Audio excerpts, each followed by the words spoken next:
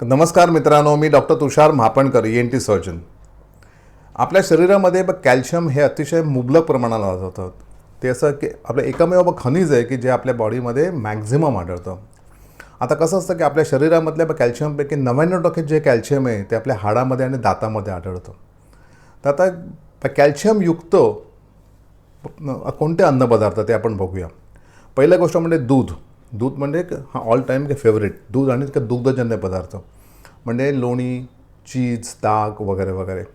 त्याच्यानंतर हिरव्या पालेभाज्या, पालक, ब्रोकोली, संत्री, बदाम, तीळ, कुळीथ, भेंडी, नंतर ड्राय अंजीर, सोयाबीन, नाचणी, का मासे आपले मासे असतात फिश, त्यामध्ये बांगडा आणि रावस वगैरे वगैरे. त्याच्यामध्ये अत्यंत मुबलक प्रमाणात हे असतं. आता कसं असतं की कॅल्शियमचं ॲब्झॉर्प्शन म्हणजे आपण जेव्हा कॅल्शियम हे खातो तेव्हा त्याचं ॲब्झॉर्प्शन आपल्या बॉडीमध्ये कसं होतं, कसं ते शोषून घेतलं जातं ते आपण बघूया.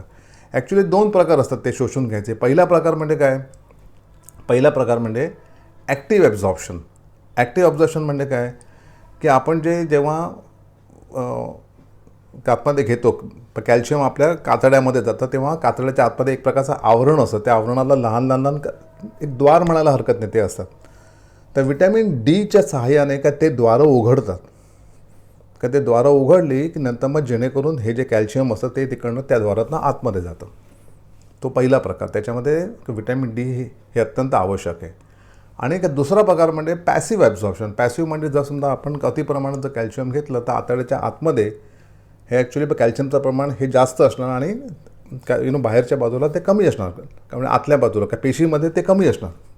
तर ते तिकडनं जास्त कॅल्शियम कसून ते कमी कॅल्शियमकडे ते असं कॅल्शियम झिरपतं इकडनं तिकडे. तर त्याला म्हणतो पॅसिव्ह ॲब्झॉर्प्शन. ॲक्टिव्ह असतात ते नेहमीच चांगलं. आता कसं असतं की नवजात अर्भकामध्ये जनरली कॅल्शियमचं ॲब्झॉर्प्शन हे अत्यंत चांगलं असं सर्वाधिक असतं. कारण त्यांना कॅल्शियमची गरज असते. जसे जशी मुलं मोठी होतात तसतसं त्यांना कॅल्शियमची गरज भासते. आपल्या शरीरामध्ये ग्रोथ हॉर्मोन नावाचा एक हॉर्मोन असतं. त्यामुळे आपल्या शरीराची वाढ होत असते. तर ते ग्रोथ हॉर्मोनसुद्धा कॅल्शियमचं ॲब्झॉर्प्शन करायला मदत करतं. त्याच्यानंतर इस्ट्रोजन, प्रोजेस्टेरॉन हे सुद्धा हॉर्मोन्स कॅल्शियम शोषून घ्यायला मदत करतात. आता तुम्हाला सर्वांना माहिती आहे की इस्ट्रोजन आणि प्रोजेस्टेरॉन प्रेग्नन्सी आणि लॅक्टेशनमध्ये जास्तीत जास्त असतं. आलं लक्षात?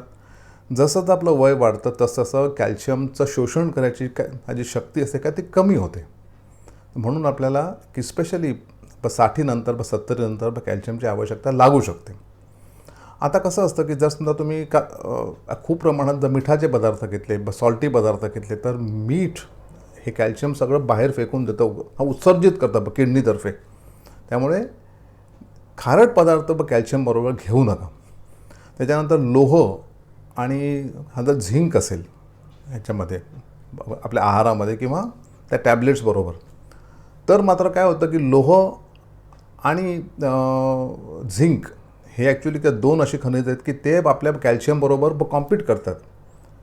आलं लक्षात? त्यामुळे तू शोषून घेऊ की मी शोषून घेऊ असं. तर त्याच्यामुळे कॅल्शियमच्या शोषणामध्ये अडथळा निर्माण होऊ शकतो. काही प्रमाणात लोक थायरॉईडच्या गोळ्या घेतात, नंतर मग स्टिरॉईड घेतात. त्यानेसुद्धा शोषणावर इफेक्ट होतो. आता कसं असतं की खूप लोक खूप प्रमाणात कॅल्शियम खातात एकदम वाढावं म्हणून. परंतु खूप प्रमाणात जर आपण हा कॅल्शियम घेतला तरीसुद्धा कॅल्शियमची शोषून घ्यायची क्षमता ही ॲक्च्युली कमी होते. म्हणून नेहमी लक्षात ठेवा फक्त 500 मिलीग्रॅम किंवा त्याहून कमी तोच फक्त डोस घ्यावा पर टाईम. कळलं तुम्हाला? आता आपल्या शरीरामध्ये कॅल्शियम किती असतं? आपल्या शरीरामध्ये नॉर्मली 9 ते 10 मिलीग्रॅम कॅल्शियम असतं पर डेसिलिटर, DL पर डेसिलिटर. आपल्याला जनरली 1000 मिलीग्रॅम लागतं एका दिवसाला. पुरुषामध्ये 1000 आणि स्त्रियामध्ये 1200, 1200. तर आपलं वय जर 71च्या पुढे असेल तर मात्र आपल्याला 1200 वगैरे लागू शकतं.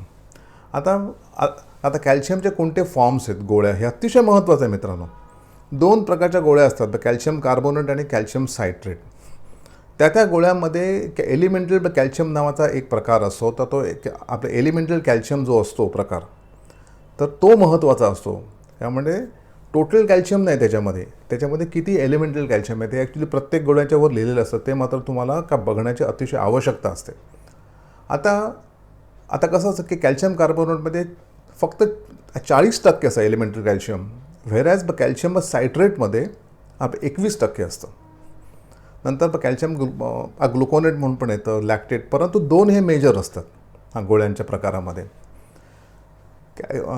कॅल्शियम कार्बोनेट असतं ते ॲक्च्युली काय स्वस्त आहे, परत फक्त ते ॲक्च्युली आपल्या अन्नासोबत घ्यावं लागतं, कारण आपल्या पोटातलं हा जे ॲसिड असतं स्टमकमधले ते त्याला ॲब्झॉर्ब करायला मदत करतं. आलं लक्षात? आता कॅल्शियम सायट्रेट जे आहे, त्याला मात्र अन्न घ्या किंवा नको घेऊ, ते ॲक्च्युली आपणच ॲब्झॉर्ब होऊ शकतं. आता कसं असतं की एकाच वेळेस जनरली 500 मिलीग्रॅमचा डोस घ्यायचा. नेहमी लक्षात ठेवा, जर आपली समजा टोटल बॉडी रिक्वायरमेंट जर समजा हा 1000 मिलीग्रॅम असेल तर तुम्हाला 500 मिलीग्रॅम आपले एकदा बस झालं, बाकी आपल्याला मिळतं ना अन्नातनं. परंतु जर समजा कोणाला आपलं अजून हवं असेल तर मात्र 500 सकाळी 500 संध्याकाळी खाऊ शकत नसतील वगैरे तर पण ते 2 वेळा डिवाइड डोस हे करून घ्यायचं. नेहमी लक्षात ठेवा की गोळ्यांपेक्षा अन्नात न मिळणार जे असतं कॅल्शियम का ते सगळ्यात सेफ. ह्याचं कारण अन्नामध्ये फक्त कॅल्शियम नसतं, त्याच्यासोबत आपले इतरसुद्धा विटॅमिन्स, इतरसुद्धा खनिज असतात. म्हणून जेव्हा लहान बाळांना आपण दुधापासून घन पदार्थाकडे वळवतो तेव्हा त्यांना एक गोष्ट लक्षात ठेवायची की त्यांच्याकडे दुग्धजन्य का पदार्थ त्यांना द्यायला हवेत, इस्पेशली तृणधान्य, पालेभाज्या वगैरे. आता काय असतं की जर समजा आपल्या शरीरामध्ये व्हिटॅमिन डीची कमतरता असेल तर आपल्याला कॅल्शियम कमी ॲब्झॉर्ब होतं. कॅल्शियम जर कमी झालं तर आपल्या शरीरामधलं पॅराथायरॉईड हॉर्मोन नावाचा एक प्रकारचा हॉर्मोन असतं. ते काय करतं, त्याला जर कळलं की बाबा आपल्या शरीरातलं कॅल्शियम कमी येतं आहे तर ते इमिजिएटली हाडातलं कॅल्शियम काढून आपल्या रक्तात घालतात. त्याला एकच माहिती आहे का त्या हॉर्मोनला की बाबा रक्तातली पातळी वाढवणं, येणं प्रकार येणं, त्यामुळे ते तिकडनं काढून इकडे घुसवतात बस. तर काय होतं की त्या परिस्थितीमध्ये आपण जर समजा आपल्या ब्लड लेवल केली ह्याची कॅल्शियमची तर ती नॉर्मल असणार, परंतु आपली हाडं एका ठिकाणी ठिसूळ होतात. तर हाडं ठिसूळ झालं तर ह्याला आपण ऑस्टिओपोरोसिस म्हणतो, थकवा येतो, नंतर मसल विकनेस, रक्त गोठण्याच्या क्रियेमध्ये सुद्धा कॅल्शियम महत्त्वाचं असल्यामुळे रक्त गोठण्याची जी क्रिया असते त्यात सुद्धा विलंब लागू शकतो. कोणाला आवश्यकता असते कॅल्शियमची, ज्यांचं वय जास्त आहे, आपले 71 वर्ष, 70 वर्षाच्या पुढे आहेत, किंवा ज्यांची ॲब्सोल्यूट वेगन डाएट आहे, त्या लोकांना म्हणजे असं बघायला गेलं तर दुग्धजन्य पदार्थ वगळता सुद्धा ऑप्शन आहेत, परंतु त्यांना ते जास्त प्रमाणात घ्यावे लागतील. ज्यांच्या पोटाचा प्रॉब्लेम आहे, लॅक्टोज इंटॉलरन्स म्हणजे त्यांना दूध पचत नाही, तर त्या व्यक्तीमध्ये मात्र लागतं. चहा, coffee, alcohol, cigarette, collage, Cola म्हणजे सोडा वगैरे, हे सगळं सेवन केल्यामुळे कॅल्शियमचं जे ॲब्झॉर्प्शन असतं तर ते कमी व्हायची शक्यता असते. आता कोणत्या गोळ्या आपण नक्की चूज कराव्यात घ्यायच्या ते लक्षात ठेवा. पहिली गोष्ट म्हणजे आपण बघायचं, मी तुम्हाला मगाशी म्हटल्याप्रमाणे 2 आहेत, कॅल्शियम कार्बोनेट आणि कॅल्शियम सायट्रेट. त्यापैकी कार्बोनेट जे असतात ते ॲक्च्युली चीप असतात, स्वस्त असतात, ते उत्तम घेणं. ते ॲक्च्युली आपलं एकच असतं की ते फक्त आपण विथ ब्रेकफास्ट किंवा आफ्टर ब्रेकफास्ट किंवा आफ्टर लंच आपण ते घेतलेले बरे. नंतर कॅल्शियम सायट्रेट ते मात्र ॲक्च्युली काय असं इझिली ॲब्झॉर्ब होतं, त्याला अन्न असो किंवा नसो, त्यामुळे ते ॲक्च्युली इझिली हे ॲब्झॉर्ब होतं. ज्यांना इस्पेशली पोटाचे विकार असतात तर त्यांना कॅल्शियम सायट्रेट बरं. फक्त एकच याच्यामध्ये की आपल्या कॅल्शियम सायट्रेटमध्ये फक्त 21% असतं एलिमेंटल आयन, व्हेरॅज कॅल्शियम कार्बोनेटमध्ये 40% असतं. म्हणजे कसं, जर समजा कॅल्शियम कार्बोनेटची ह्याची गोळी असते, जर आपण त्याच्यावर बघितलं की 1250 मिलीग्रॅम त्याच्यामध्ये कॅल्शियम कार्बोनेट आहे, तर त्याच्यामध्ये 500 मिलीग्रॅम फक्त हा एलिमेंटल कॅल्शियम असतं, ते महत्त्वाचं आहे. आलं लक्षात? ओके. तर तुम्ही नेहमी एक लक्षात ठेवा की टॅबलेट घेताना लेबल चेक करा, त्याची क्वालिटी बघा. कित्येक लोकांना कॅल्शियम म्हणजे घेतल्या पोट फुगतं, गॅसेस होतात वगैरे, तर त्या लोकांनी सायट्रेट घेतलेलं बरं.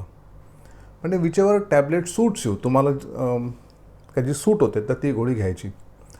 ज्या ज्या लोकांना थायरॉईडच्या गोळ्या चालू आहेत, बीपीच्या गोळ्या चालू आहेत, स्टिरॉईड चालू आहेत किंवा इतर काही गोळ्या चालू आहेत, अँटीबायोटिक चालू आहेत, तर त्या त्या लोकांमध्ये मात्र जरा कॅल्शियमचं ॲब्झॉर्प्शन कमी प्रमाणात, म्हणून त्या गोळ्या आणि तुमचं कॅल्शियमच्या गोळ्यामध्ये थोडीशी गॅप ठेवा 2-1 तासाची.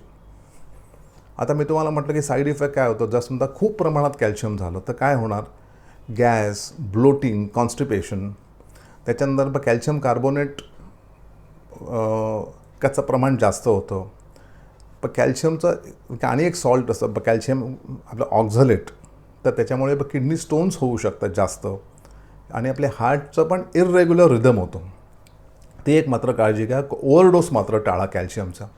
खूप लोक काय करतात, यांच्या समजुती असतात की बाबा आपण अन्नामध्ये कशाला कॅल्शियम घ्यावं, कॅल्शियमच्या गोळ्या आहेत ना त्या आपण रेग्युलर खाव्या. नो, अन्न हे नेहमी चांगलं, हे लक्षात ठेवा कॅल्शियमच्या गोळ्यांच्या पेक्षा. अशी पण धारणा असेल लोकांची की बाबा आपण जर समजा खूप कॅल्शियम घेतलं का आता आपलं हाडं जे अजून हे अधिकाधिक मजबूत होतील, मग आपल्याला फ्रॅक्चर होणार नाही, हे नाही ते नाही. ते सुद्धा चुकीचं आहे. अतिप्रमाणात कॅल्शियम हे नेहमी हानिकारक.